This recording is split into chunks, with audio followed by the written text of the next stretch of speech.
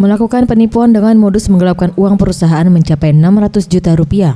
FR, SR, ID, dan RI diamankan oleh jajaran Polsek Gandus. Terbongkarnya aksi keempat karyawan ini setelah korban yang juga pimpinan perusahaan menghitung jumlah nota penjualan batu koren terjadi selisih sebanyak 2.100 kubik yang tidak tercatat dengan total 600 juta rupiah. Menurut FR yang merupakan otak dari aksi ini mengatakan modus yang dilakukan dengan mengurangi jumlah nota pembelian batu koral terhitung dari bulan Januari sampai Oktober 2016.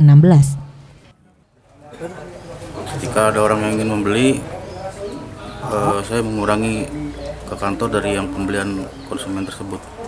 Apa itu, Pak? Batu split.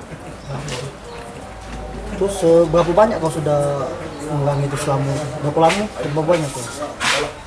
Dari bulan berapa? Di bulan Januari sampai bulan 9.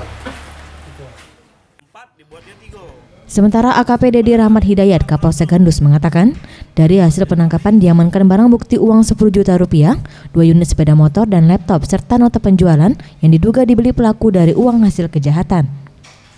Kami mendapat laporan dari korban melaporkan bahwa ada tindak pidana penggelapan dalam jabatan yang dilakukan oleh sepupunya sendiri. Korban bekerja di bidang batu split yang didatangkan dari Jawa. Modusnya, si tersangka memalsukan atau mengubah dari nota yang seharusnya di kasir, diubah yang harusnya misalnya 5 kubik, dia buat 3 kubik. Tersangkanya ada berapa orang? Yang tersangka yang kami amankan sudah mengakui 4, mungkin nanti akan dikembangkan lagi.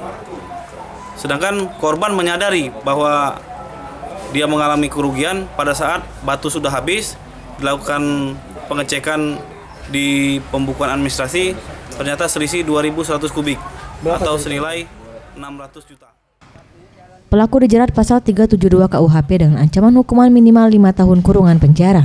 Fadil Satria, September Rizky, Sriwijaya TV.